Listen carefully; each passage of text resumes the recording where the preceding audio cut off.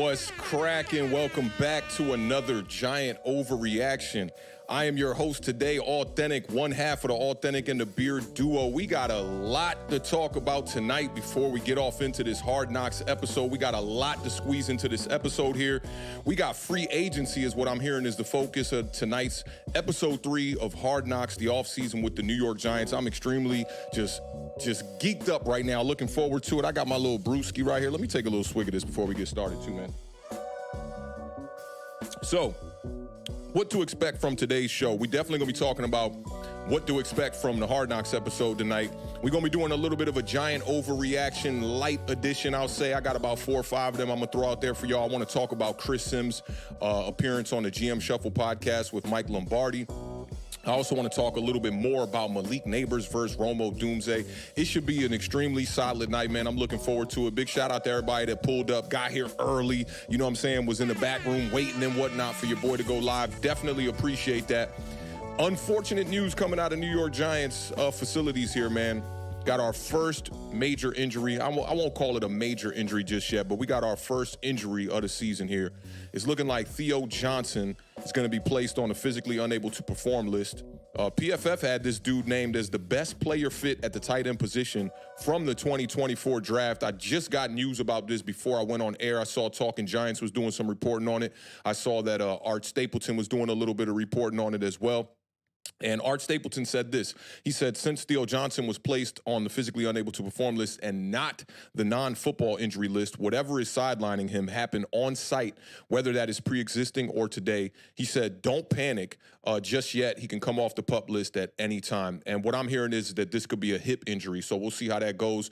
We're definitely going to need Theo Johnson, whether he's going to be the starter or be a depth piece or maybe, you know, a guy on the field when we go with 2 tight end sets and whatnot. We're definitely going to have him, you know, on the field. I think with the retirement situation with Darren Waller, we're definitely lacking at the tight end position. So definitely got to find a way to, you know, keep our guys healthy. And especially a guy who, you know, just got drafted in April. Definitely want to see him on the field.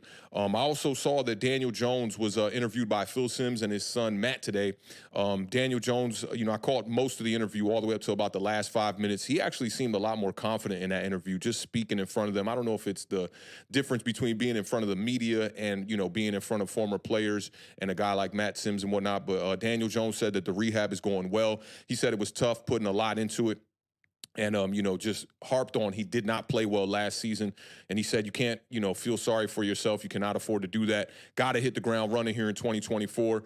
Phil Simms asked him about the weight. You know, he was looking a little bit more bulked up. And Daniel Jones, he said he did add some weight. It's a lean 235 that he's sitting around right now. And he talked about being around Ronnie Barnes a ton while going through this rehab situation. And if you know me over here at Authentic and the Beard, I seen the no DJ slander T-shirts going around. I want some no Ronnie Barnes slander going around because he's a very respected individual that we got to place up on a pedestal, man, and hold him to a high regard. So I definitely recommend checking out that interview. It's on the Believe Network on their YouTube page. Definitely check that out. Shout out to everybody that's been rolling in, all the new subscribers, man. We definitely got the subs going up on a Tuesday for sure, man. It's definitely been a vibe here on this channel the last couple of weeks. And for those of y'all that are, you know, checking this video, even if it's on replay or if you're just getting in here and you need a vibe to be able to check out that Hard Knocks episode tonight, I definitely got you in the right direction. There's a comment that is pinned to this stream. Y'all know how we've been doing every week, so I ain't gonna say too much. Y'all know what to do.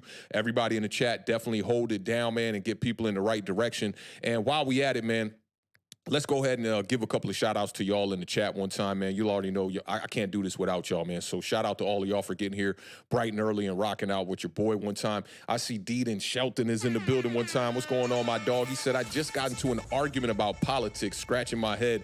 I definitely need this right now, Authentic. I feel you on that, man. And especially as of late, I've been kind of just like, no politics, man. I'm not tripping off none of this stuff. I wish everybody well in the situation that happened, you know, just a couple of days ago and whatnot. But yeah, you know, I'm all football, no politics over here. But big shout out to Deedon for pulling up, man. Shout out to Jesser one time in the building too. He said, yo, yo, yo. That kind of remind me of my homie, Mr. Mini Guy. Shout out to Jesser in the building one time. My homie Peter's in the building. He was in the Spaces with us earlier. The Spaces was heated today, man, on multiple topics. The Spaces were definitely heated today. And if you don't know, We're always on Twitter talking ball, man, every day, man. Shout out to everybody who be hosting those spaces, from Base to Rob, and shout out to my homie 1T in the building one time who, always doing them streams, man, or those Twitter spaces. I almost like 1T's vibes the most, man. The outer spaces, those are definitely my vibes. And shout out to everybody that's just been holding it down on the Twitter side. I see Real People is in the building. Big shout out to Real People, always rocking with us, man, over here. Let me see. Deedon Shelton said he's definitely comfortable in his skin these days. I agree.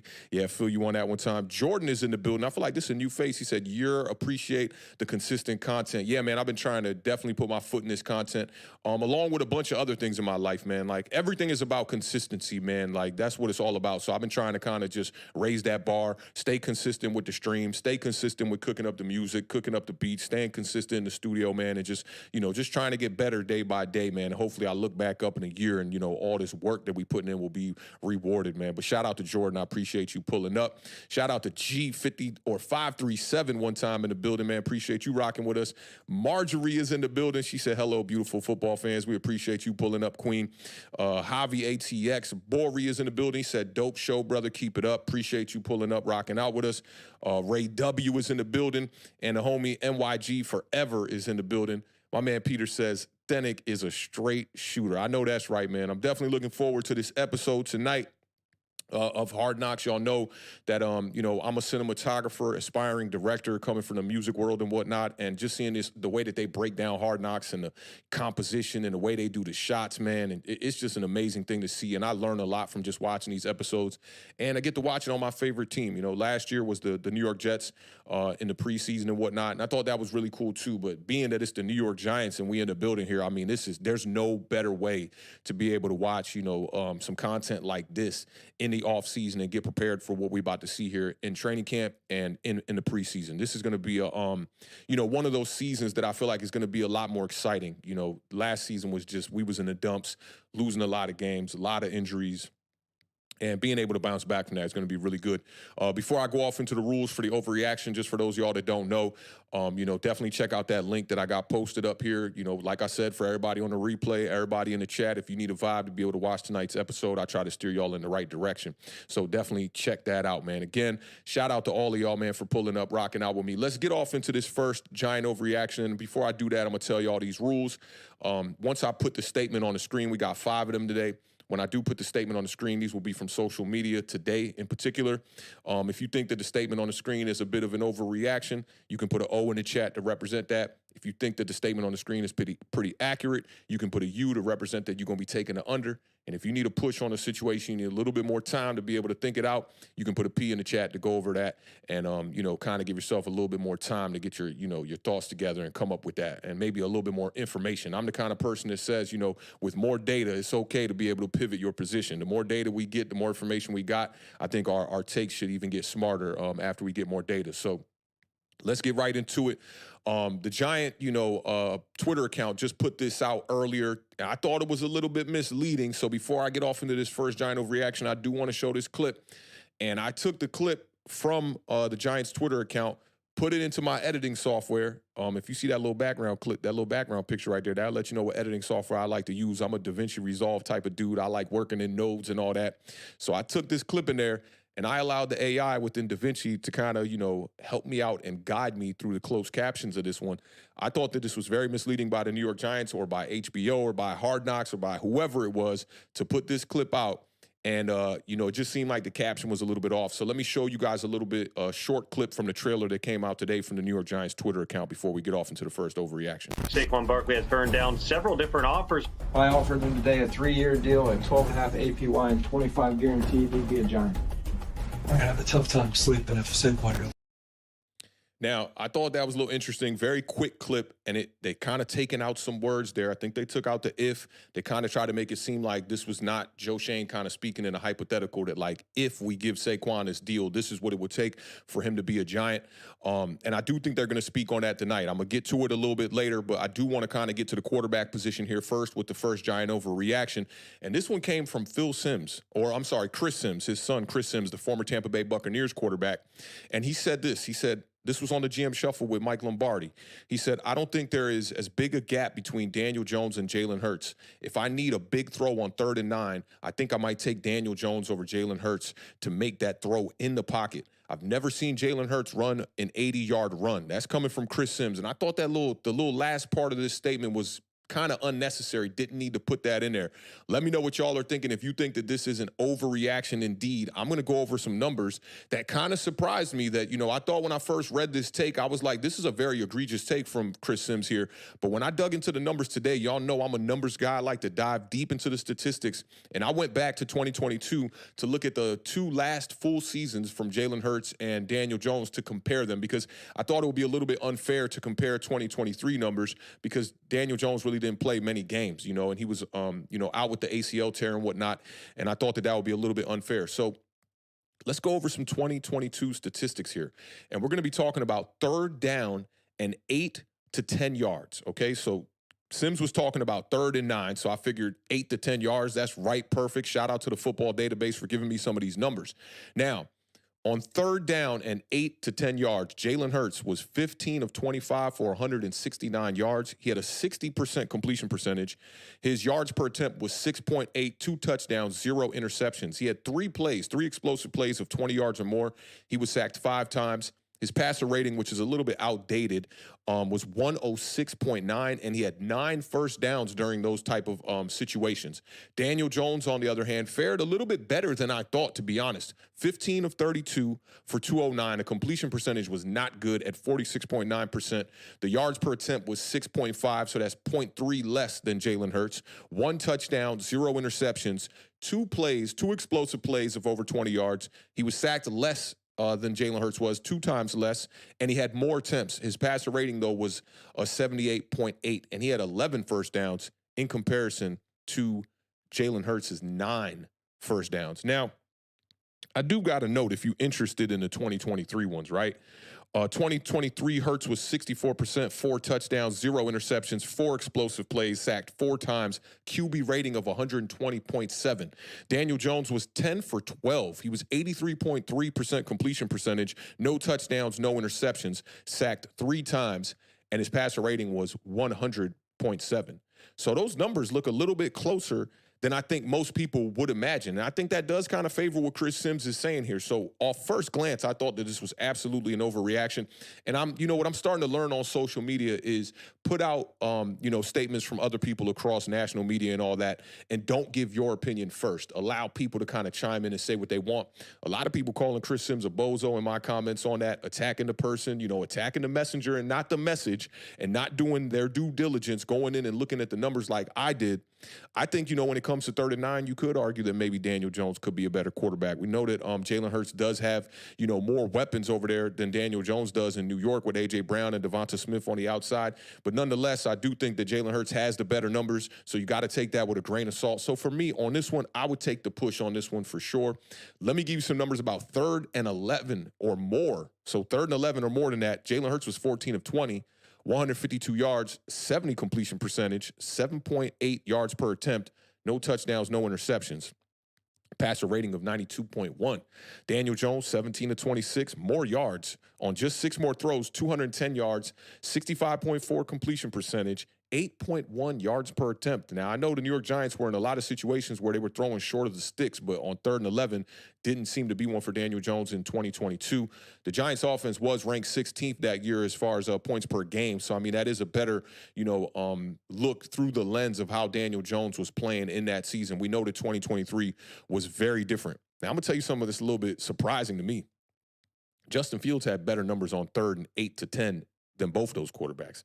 I thought that was extremely surprising because I was looking at Daniel Jones and Justin Fields was right above him, and I saw those numbers, and I was like, dang, those are some great numbers, thinking they were Daniel Jones numbers. Come to find out they were Justin Fields numbers. 12 of 18 on 3rd down for 210 yards, 3 touchdowns, no interceptions. His yards per attempt was 11.7. He had 4 explosive plays of 20 yards or more, and his passer rating was 145.8. 9 first downs. So I think that's the kind of things that I would see from Justin Fields, where I kind of had a lot of faith in him.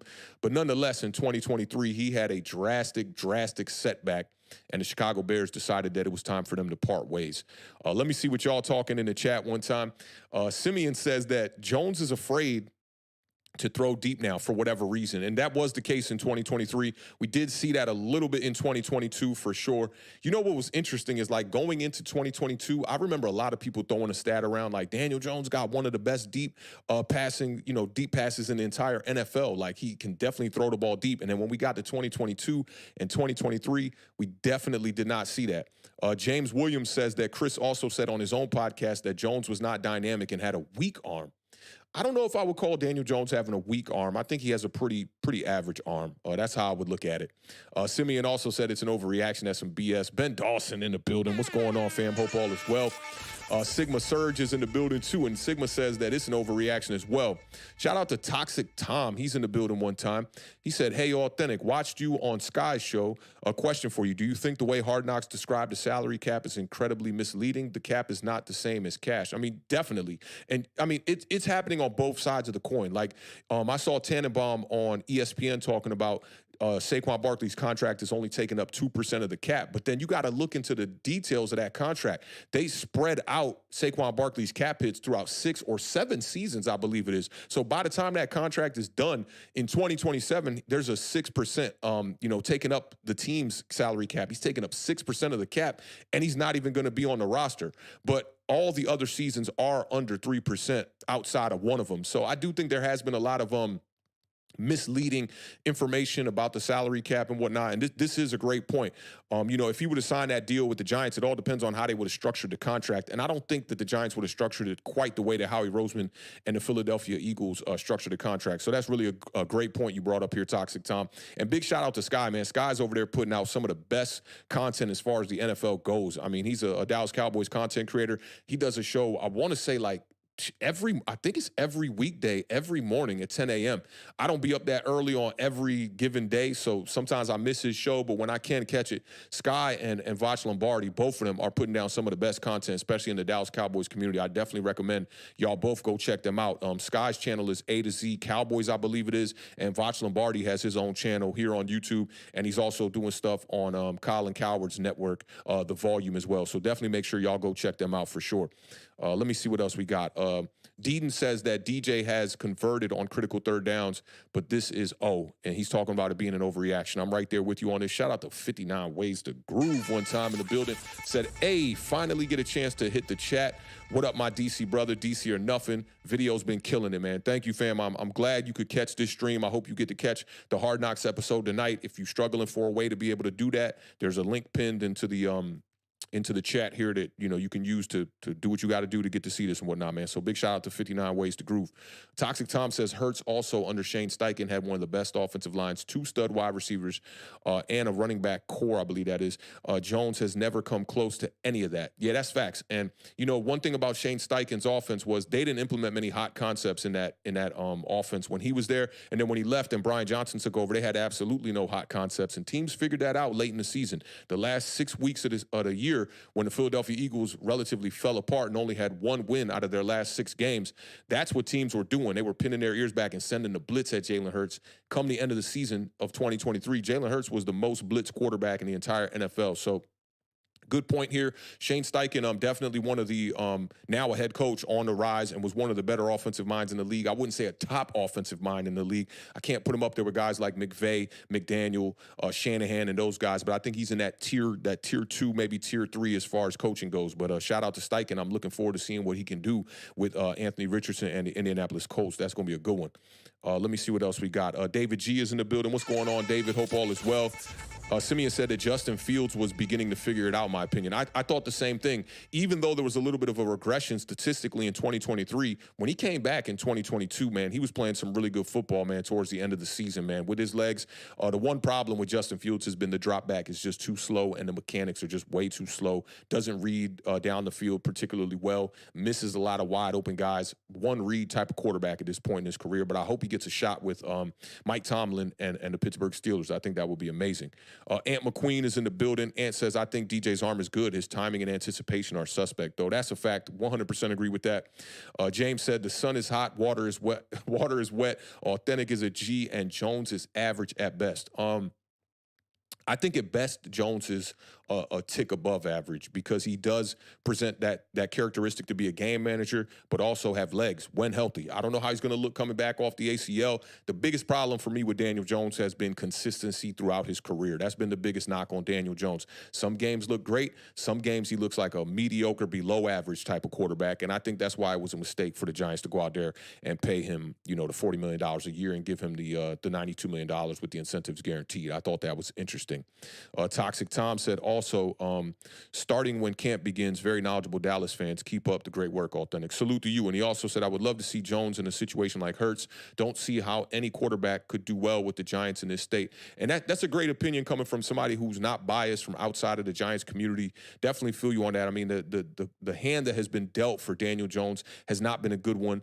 And a lot of that is to blame on the organization. So, for the fans that like to point the fingers at some of the players, I always say this, man, don't point your finger at the players. Point your finger at the organization, the front office, the owners. Those are the ones that are, actually putting us in this situation. They're the guys that built around a running back and didn't supply the, necessary weapons for Daniel Jones to be able to succeed. I will say that both regimes now, though, have shown you in a last-ditch effort that they are trying to put the weapons around him on the offensive side of the ball, particularly at the wide receiver position or the pass catcher position with Darren Waller last season and with, Malik Neighbors this season. And drafting guys like Wan'Dale Robinson and Jalen Hyatt, pending they stay healthy, I think this is probably the best set of weapons that Daniel Jones may have had in his entire career, dating back to maybe all the way back to his rookie campaign when he had guys like Golden Tate out there who, decent wide receiver, but I think his best years were definitely behind him.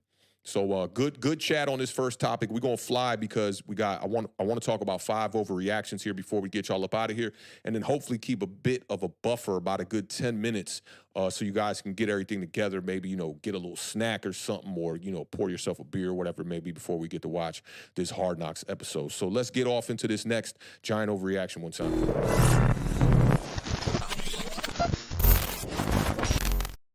All right, this one comes from somebody on Twitter. This from the homie Blunt Man. I don't know if the blunt is for the blunt or if it's just for being, blunt as far as his statements and whatnot, but I like this. He always has some really good stuff to say in the comment section, not only on mine, but in other people in Giants Twitter as well. He said, one position this year that will determine Joe Schoen's fate is quarterback. That's what this league is all about. Joe wanted to dance with Drake May and couldn't make that happen. Taking Jones to prom again, and Jones better dance like a motherfucker. That's how I like to say that right there. He said a mofo, but the brothers, we gonna say like a motherfucker. Now, for me, I kind of got to disagree with this statement. Normally, I would agree with this because quarterback is absolutely the most important position. We definitely know that, right? But I think within this Joe Schoen tenure with the New York Giants, there are things that are a little bit more important than the quarterback position. I think that if Daniel Jones goes out there and he fails, that Joe Schoen will still be able to remain the New York Giants general manager. I think draft picks is more important. These draft picks that, from the previous drafts, they have to absolutely hit. You're looking at Evan Neal right now looking like a bust as far as a right tackle for the New York Giants. Kayvon Thibodeau is a guy who definitely has been showing his value on this defensive front. 11.5 sacks last season, but I do think he needs to start to enter that superstar territory. Hopefully Brian Burns coming over here to the New York Giants can help him out with that. Wan'Dale Robinson is showing a little bit of promise with just over 500 yards last year, half of them yards being yak, but we want to see him take that next leap into being a true wide receiver 2. I think it's going to be difficult for him at the slot position with his size, but, as far as separation, route running, releases, getting off the line, the way that he gets in and out of breaks, I'm very, just excited to see what Wan'Dale Robinson can do this year. Jalen Hyatt, we want to get that route tree kind of rounded out just a little bit better. And guys like Cordero Flott, man, you got to get it together. Joshua Zidu, Marcus McKeith, and these offensive line picks, from the previous drafts, they all got to start to step up. The other thing is I think results are very important for what's happening right now with Joe Schoen. We got to start winning some damn games. Now, 2022 was amazing. Went to the playoffs, got the W. That was all good and dandy, but it was definitely an overachieving type of season. And now we need more results. We're entering year 3 of Joe Schoen's tenure. We just need to see more wins in that W column.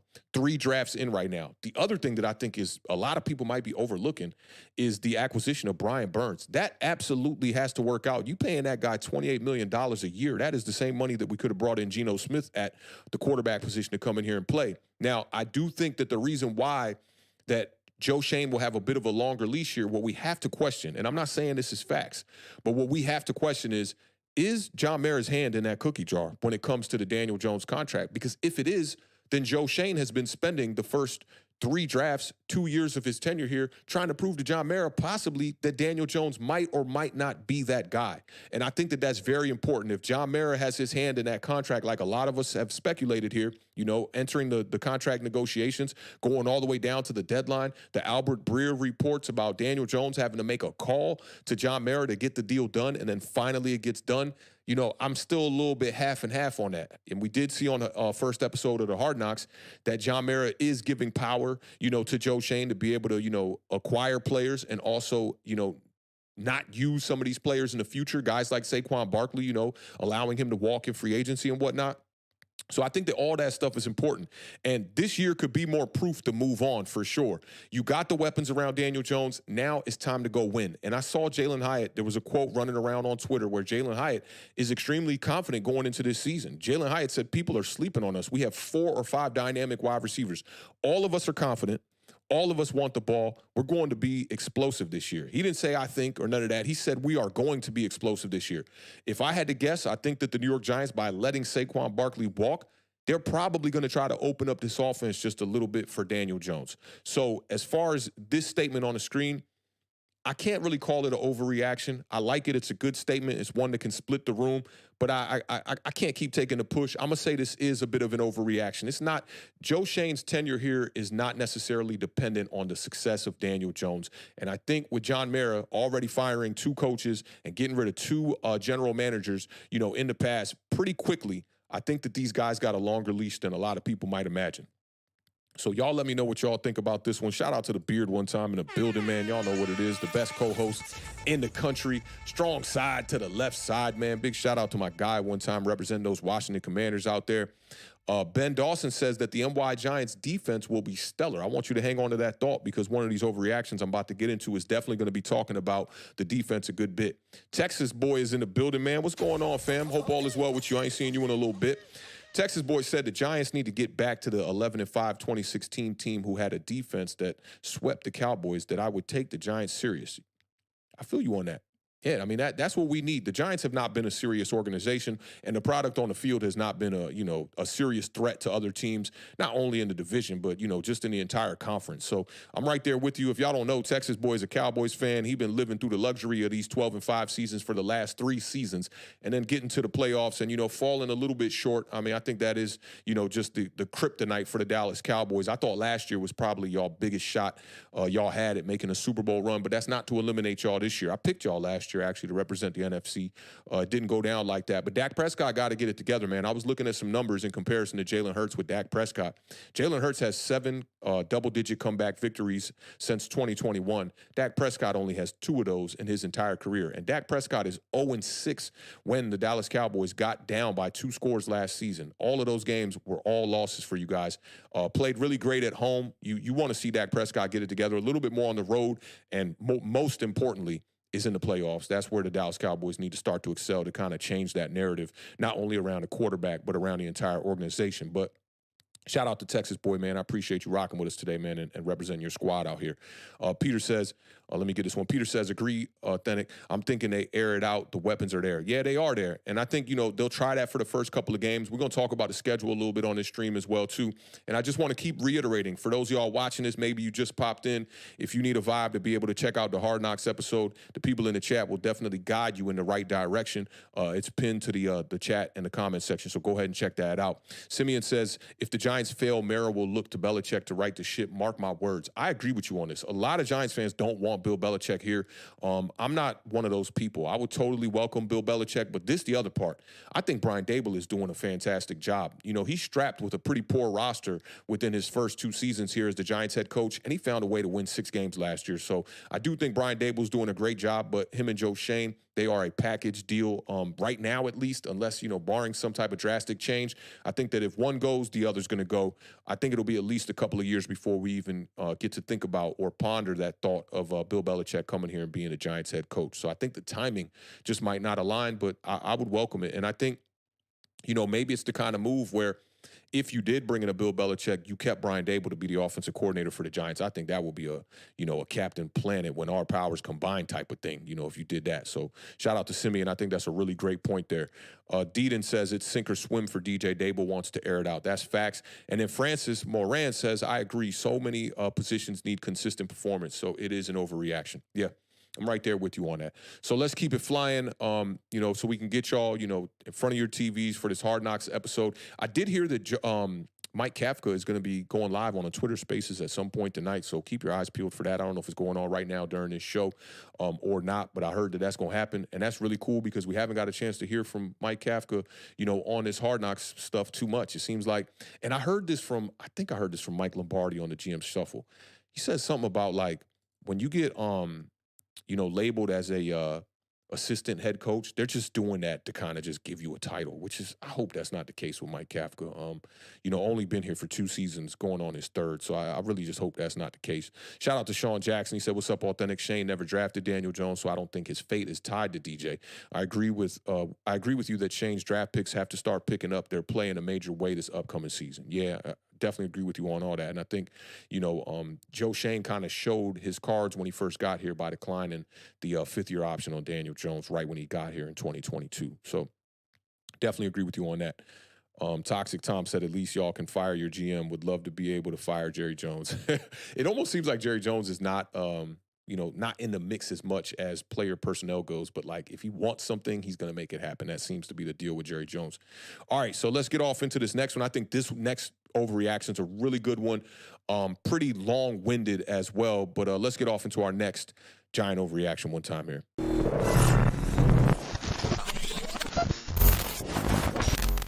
All right, this one comes from this is the wrong one, actually. My bad, y'all. This one comes from Ryan Dunleavy. And Ryan Dunleavy says, it's a bit of an extended post. I kind of shortened it up here just so you guys could get the gist of it. But he says, I don't know what Hard Knocks will show tonight. And I think that's bullshit. He knows what Hard Knocks going to show tonight. Art Stapleton had told us that he had got an early airing of episode 2. And I bet you Ryan Dunleavy got an early airing of episode 3. But he said, but my reporting then and now, Joe Shane was told exactly what the numbers were to keep Saquon Barkley with the Giants, and John Mara wanted to pay it, especially when he heard it was the Eagles. Joe did not think it was the right use of resources, and John Mara let Joe make the decision. No offer was made to Saquon after July of 2023. The Giants' best offer included about 22 million guaranteed, and Philly paid him 26 million guaranteed. And this was the real meat and potatoes of the tweet here. He said, the decision to let Saquon go to the Eagles, really to tag Saquon and not get a deal done in 2023, and how he performs this year will go a long way in determining how hot Joe Shane's seat gets. Let me know what y'all are thinking about this. Do you think that if Saquon goes out here and balls out with the Philadelphia Eagles, that John Mara might feel some kind of way, and that might make that seat just a little bit hotter for Joe Shane? Now, I do think that tonight we are going to get hella answers about this. I really think that we're going to get the answers as far as if the New York Giants were willing to match the offer from the Philadelphia Eagles. And I think, personally, if Saquon goes over there to Philly and he balls out, it's going to make Mara an unhappy owner for sure, because he clearly stated that he wanted to keep Saquon here, and now you got to go see this guy go over here and ball out, possibly against your team 2 times in the season for the remainder of his contract, however long Saquon Barkley is going to be a Philadelphia Eagle. He's going to be running behind one of the best offensive lines in football with 2 fantastic weapons on the outside. And I think that you can tell that the negotiations between Saquon Barkley and the New York Giants went sour a long time ago. I'm not just talking about that conversation that was on the first episode of Hard Knocks. I'm talking way back, right around the time, when we were in 2022, getting around that bye week, and Saquon Barkley couldn't get a deal done, all the way to when he did the podcast in the offseason, speaking about, how disgruntled he was about what's going on with the New York Giants and whatnot. Now, I want to make a comparison. I've heard a couple of people talking about this. When you look at the Tennessee Titans, right, who I think are doing a fantastic job over there of rebuilding that organization, and I think they are quietly putting together one of the better rosters, especially one of the better rebuilding rosters in the entire NFL. Now, the Titans' former general manager, John Robinson, he had traded A.J. Brown to the Philadelphia Eagles. that same season when A.J. Brown got over there for his first year, which was his best year to date, it eclipsed every year that he had with the Tennessee Titans. And he went over there, and they just so happened to have to play the Tennessee Titans that season. And A.J. Brown straight up torched the Tennessee Titans. He had 118 yards. I think he had 9 receptions in the game. I don't got it written down here. 2 touchdowns for sure. And a month later, the Tennessee Titans were saying bye-bye to John Robinson. And they ended up hiring Rand Carton, who I think is doing a great job of rebuilding that roster. The Tennessee Titans, I've been seeing on a lot of these, like power rankings and stuff like that. I saw Mina Kimes did one on the entire NFL. Great episode. Go check that out. She did that a couple of days ago. Now, I just think that teams are kind of undervaluing the Titans. And when it comes to that situation, I know it's a wide receiver in comparison to a running back, but I still think that John Mara is an irrational type of individual, and his emotions and his feelings could possibly get into the way. Shout out to my buddy Monty from He's a Giant, does the podcast with Sal. They doing great work over there. And he said something on Twitter today that I had to give him a little bit of pushback on. He said, I honestly believe I could think of 100 better reasons to fire Joe Schoen than allowing a 27-year-old running back with an extensive injury history and declining efficiency numbers to walk and sign with a division rival who now takes on those same risks, talking about the injuries and the decreasing numbers and the 27-year-old running back. You know, they always say running backs fall off of a cliff and whatnot. And I think that is all pretty accurate if you're thinking with a rational mindset. Now, my buddy Do a Barrel Roll, who also has a great YouTube channel, he always puts up highlights. He does a lot of coverage of quarterbacks coming out in the draft, prospects, all of that stuff. Go check him out, Do a Barrel Roll. You probably have already seen some of his content if you try to look into some of these quarterbacks. He said, I think this can all be simplified as it shouldn't, but it will.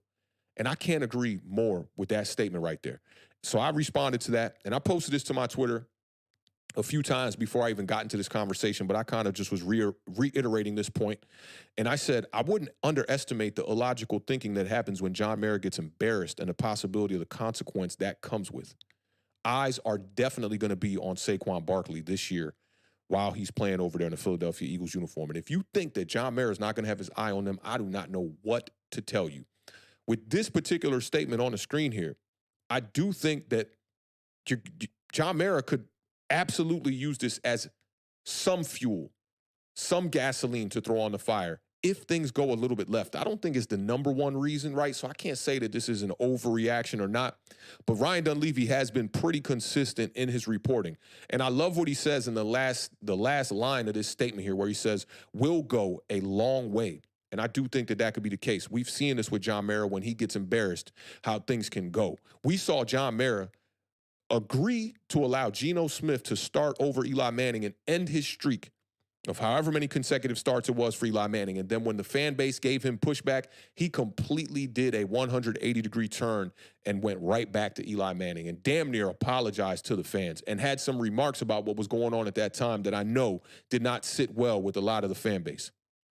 So for me, I'm going to say it's a push until tonight. I cannot wait to see this episode tonight at 9 p.m. We are just 20 minutes away.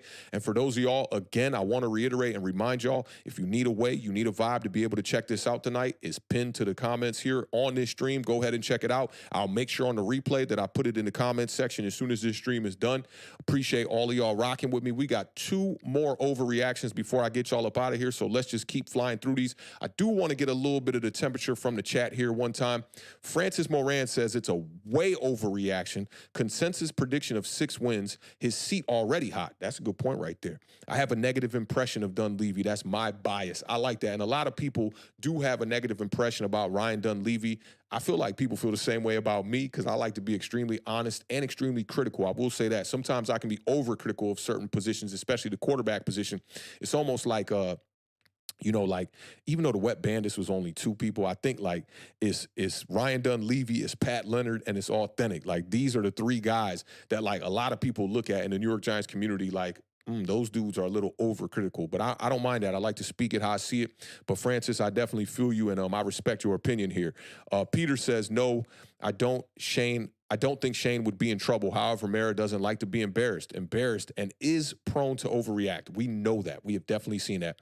Marjorie has taken the under on this one. She said if Saquon balls out, we will never hear the end of it. And that's where I'm at with it. For one, you're going to have to hear it from all the Philadelphia Eagles fans, and you got to pray that the New York Giants can just get back in the right direction, pick up from where they left off last year, and be able to win some more games against the Philadelphia Eagles. We ain't won in Philly since 2013. That's a long damn time ago. We got to find a way to right that ship and get it in the right direction. I hope it happens this year, but I'm not expecting it. I'm going into this season with very, very low expectations for the New York Giants, so that if they do come out here and pleasantly surprise me, I can feel great about the season and just continue to root for my team. But I'm looking for ways to be able to cover the team and still have fun during the season that I'm expecting to not go so great.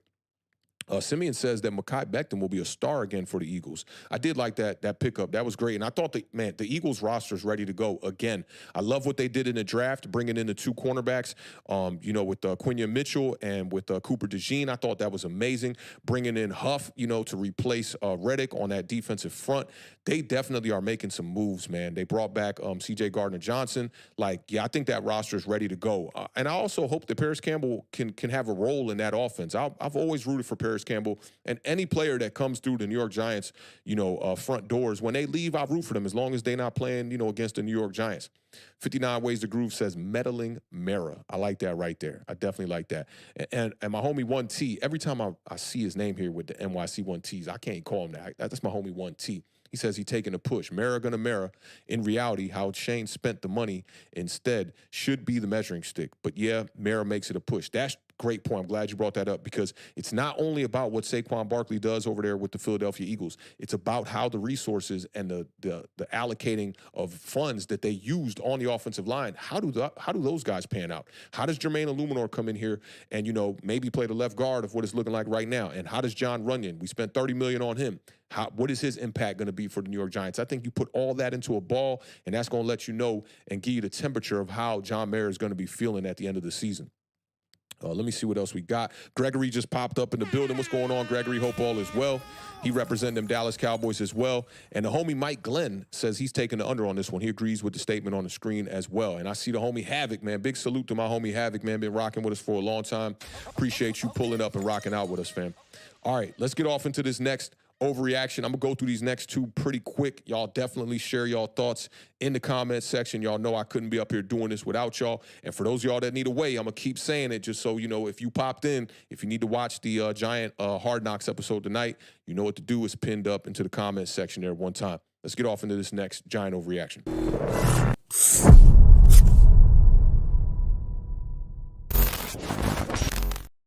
Now, this is one I just wanted to bring up real quickly. I don't even know if this one is considered a Giant overreaction or not. These are just some quotes from some of our defensive front players. They had an interview with John Schmuelk the other day on the Giants YouTube channel. And I thought these were some interesting things about Shane Bowen's scheme and his defense. Jordan Phillips said, with this defense, I think it's a lot more simple. We are just hitting gaps, a lot of four-man and three-man rushes. It's very simple. He reiterated that. Brian Burns said it's been simple, talking about adjusting to Shane Bowen's style of coaching. He said he's allowing us to play fast. He explains it very well, keeping things pretty simple, especially for the front guys, so we can really get after the quarterback. We don't have to worry too much about scheme. I thought that was extremely interesting. So that goes to show you that this Shane Bowen, or unless they're just, throwing out smoke out there, but this Shane Bowen system is not that, complex, to be honest. Now, Bowen is definitely the opposite of what we saw from Wink Martindale last year, who liked to throw the kitchen sink at, opposing quarterbacks. Lots of cover three from Shane Bowen. He likes to get pressure with his front four, or his front three in some cases. He's going to be using his outside linebackers as well. In 2023, the Titans blitz just 20% of the time. And I've been talking about this a lot on this channel, that when Shane Bowen does blitz, he likes to do it from the nickel cornerback position, taking a player from the second level, and then dropping a player from the defensive front back into coverage. So a lot of the times that is not registered as a blitz. Now, I have talked to a lot of people about this. I even talked to Bobby about it on the Talking Giants content creator stream. And Bobby says that no matter what, even these, type of blitz blitzes that come from the second level, if they're sending 4, it's still registered as a blitz. I've been hearing some other things from other NFL people around the community, Alex Rollins being one in particular, that if you don't send 5, it's not a blitz. It's not registered as a blitz. I really got to dig into Pro Football Reference's numbers to see what's up. But Bobby did say even if you include those, it's not a lot. The percentage is still not that high. But in 2023, their blitz percentage was 20%, and in 2022, it was just 18.1%. The Titans did manage to be able to get to the quarterback, though. They were 17th in sacks in 2023, and they were 19th in sacks in 2022. They had 39 sacks that year. The Giants were 29th in sacks last season underneath Wink Martindale with 34 sacks. So I do have a couple of worries going into this season about the defense, just a little bit. 2 speed edge rushers definitely does bother me. I've done a lot of research on Brian Burns and how he stops the run. I'd say average. Just average at stopping the run. Sometimes you can see him get pinned up, even from tight ends, just pushing him inside on a lot of outside zone schemes when teams like to run right at him. You can look at the footage against the Dallas Cowboys when he went up against, I believe that was Terrence Steele playing the right tackle position, and he straight up dominated Brian Burns in the running game. Another one of my worries is definitely going to be stopping the run. I kind of iterated that a little bit there. The Giants had the 29th ranked rush defense last season. They were 21st in opponents' rushing attempts per game, 31st in opponents' yards per carry, and 30th in opponents' rushing first downs per game. So we definitely got to find a way to be able to stop the run this year. We had, I think our secondary got a lot worse this upcoming season, losing Xavier McKinney, not having Adoree Jackson out there as cornerback 2 or cornerback 1, however you want to explain that. But I do think that help is on the way. By adding Brian Burns, I think it'll put a little bit of less pressure on our defensive backs. 19th ranked pass defense last season for the New York Giants. Got to find a way to get that number, I think, just a little bit better. It would be nice to see this defense kind of, scratching and clawing to try to get to that top 10 realm. I saw Ben Dawson. He said, that he's got high hopes for the New York Giants defense this year. And I think if the Giants have any shot this year, it's going to be 2 things. Quarterback play, obviously, but this defense has to be the front-running unit. I definitely think that's facts right there. We're going to see how things pan out when we get to the season. I think the first couple of games are going to be able to, get us in the right direction and give us a good little bit of assessment to be able to figure out what this defense going to look like for the next, couple of weeks and whatnot, and then into the back half of the season.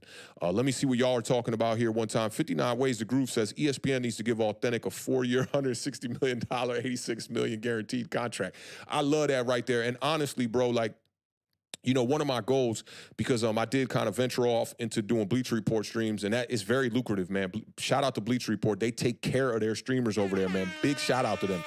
But I'm looking to, get a contract to do content year-round and just be able to focus on that and doing, the things that I do running my recording studio, and that's that. Like, I do a lot of odd jobs, side jobs that have to do with graphics. I've even done intros for other content creators and all of that. So I am looking for that kind of a contract, man. Shout out to you for recognizing that, too.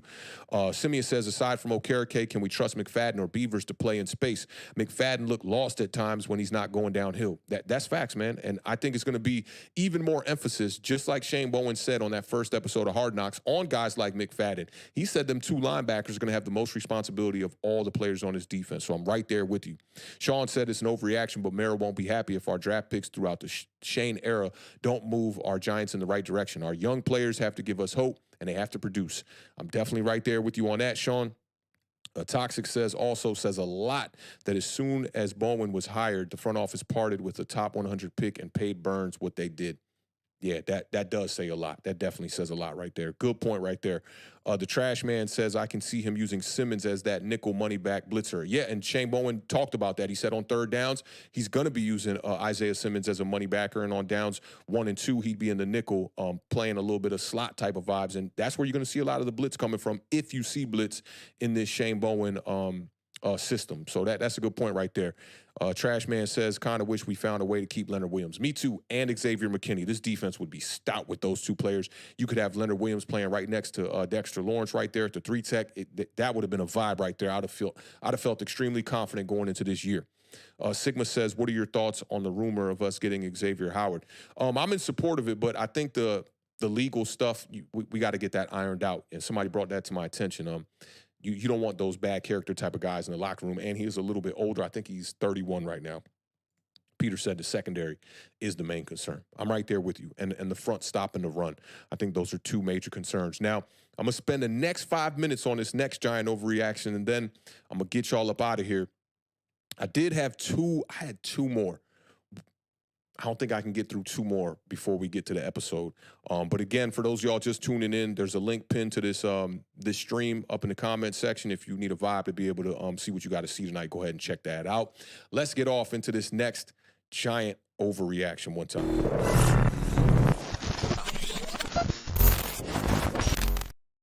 All right, y'all, so this possibly last one, and I do want to go over the schedule a little bit as well, but this last one came from one of the homies who supports the channel over here, at Billy Ocean I. He said Odunze will put up better numbers than Neighbors simply by having a better quarterback. Odunze will feel like a wide receiver that will be, or feels like a wide receiver that will be more consistent over his career. Receivers that depend on explosiveness tend to have a hard time staying on the field.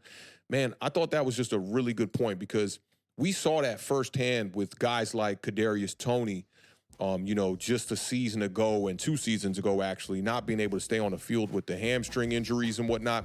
We saw it with OBJ, towards the later part of his New York Giants tenure. We've seen it with Victor Cruz, although in a different capacity when it comes to, the patella tendon injury that he had. Hakeem Nicks was another guy that dealt with it as well. Some guys outside of that, you had Percy Harvin. Deebo Samuel, if you haven't seen the receiver documentary and series on Netflix, Deebo Samuel was just dealing with injuries throughout the whole entire year. But I think a lot of that had to do with how physical he plays. We saw it with Curtis Samuel, who was down in Carolina. He was also here in Washington, D.C. with the Commanders.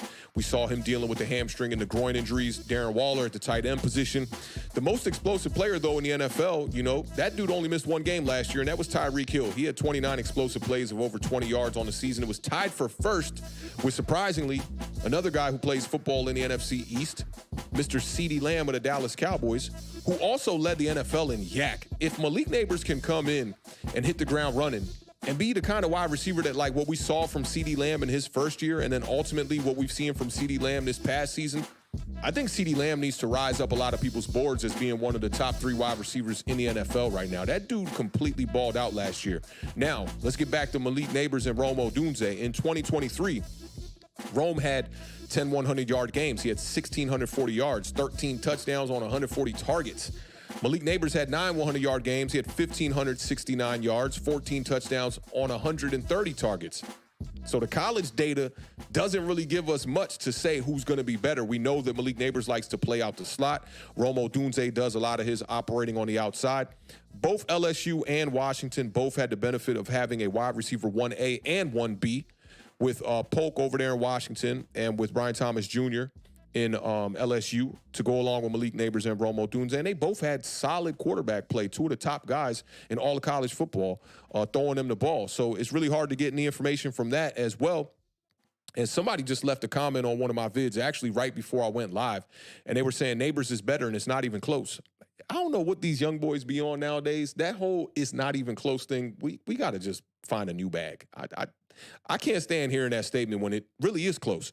And for my money, this is how I look at it. Odunze is the more physical player, better at the 50-50 balls for sure, but Malik is more shifty, more versatile. Malik Neighbors had just 1 shoulder injury in college, and I was looking at Draft Sharks. They were saying he has just a 2% chance to miss a game this year. Odunze had just 1 injury as well. It was a chest lung puncture, ended up being some fractured ribs in 2023. I think he only missed like a game or half a game or something like that. So not really getting much data from that either. So with this one, I'm going to have to take the push on this one and just wait it out and just see who's going to be the better player. I do want to kind of get off into the schedule for the last 2 minutes, and I'm going to get y'all up out of here. So I can't highlight too many of the comments here as far as an overreaction on this one, but I'm taking the push on this one. Shout out to my guy, Billy Ocean I, man. Great statement. I pinned it to that video because I thought this was a really out-the-box thinking type of statement. And now let's get off into this last giant overreaction so I could talk about this schedule and then get y'all out of here with 5 minutes to spare so you guys can go out there and see episode 3 of the Hard Knocks featuring the New York Giants. Let's get off into it.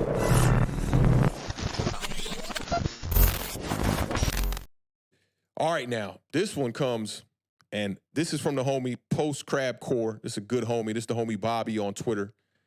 Always talking, very critical of the team. I love what I'm seeing out of this dude, man, as far as what he says about the New York Giants. Very even keel takes. He says, I strongly believe that the Giants need to come out the gate and go 2-0 to have any shot this season. Now, I'm right there with the homie on this one. 100%. I think you got to win 2 games right out the gate against the Minnesota Vikings and against the Washington Commanders. And let me pull up the schedule while we talk about this one before I get y'all out of here. I'm going to give you the fastest minute in football, like my man Chris Berman would say one time. Now, the NFL's YouTube account, they put out a video just recently breaking down the whole entire schedule for the New York Giants, and they have the floor at 3-14. They say the New York Giants are going to be 2-7 by the time we get to week 9. Now, they had the ceiling at 9-8 with wins against the Minnesota Vikings, the Washington Commanders, the Cowboys, the Seahawks, the Eagles, again against the Commanders. They got a sweep in them as far as the ceiling goes in back-to-back seasons. A W against Carolina when we travel across the pond to play them in Germany, I believe that is. A win against the Tampa Bay Bucks, a win against the Saints, and a win against Anthony Richardson and those Colts. I think that's about as optimistic as you can get. I do think that the ceiling is 9 wins this year for the Giants. If the Giants came out here and they won 10 games, I will be absolutely surprised. Now, these predictions came from the game preview guy, and he said that his guess at the end of the year, the Giants will end up 4-13. I don't know if you guys saw my Bleacher Report stream. That is the exact record that I had the New York Giants at when I took a first glance at the schedule. Now, I do think Brian Daboll's going to find a way to squeak out a couple of more wins, worst-case scenario. So I think the Giants will probably be about a 6-win team probably when it's all said and done, maybe a 7-win team if some things go right for us. But also Adam Rank, who a couple of years ago came out, and he had some terrible takes. I remember he was breaking down schedules, and he was just missing left and right.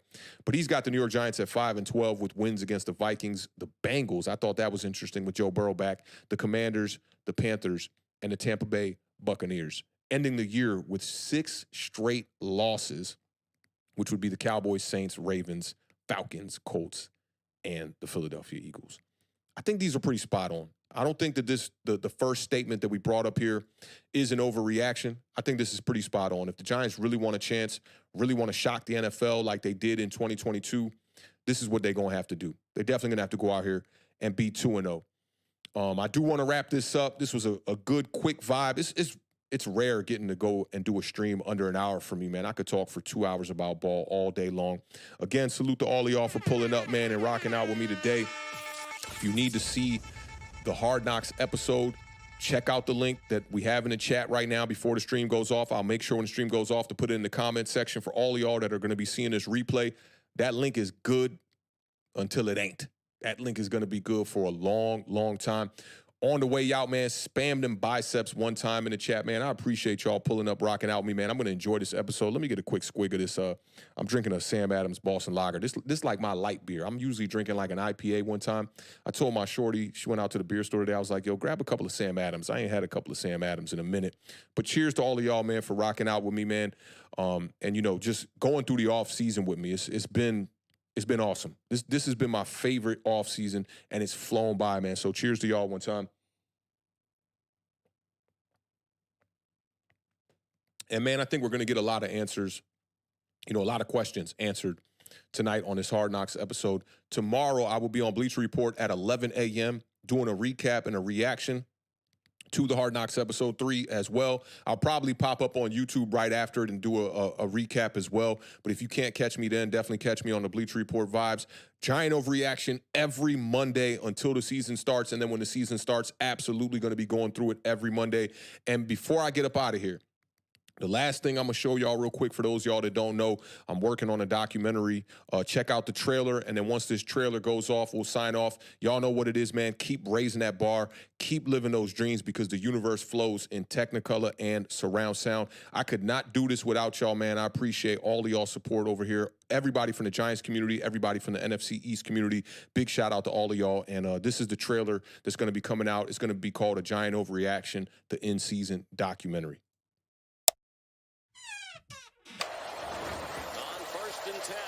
6 quarterbacks went in the first 12 picks, and the Giants didn't draft one.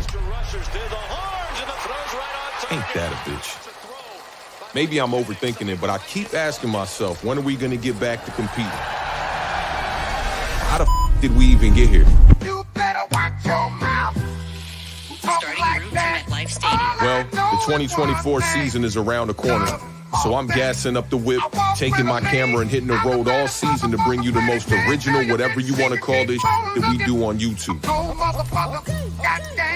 We'll talk to all the fans, and we'll do it in real time.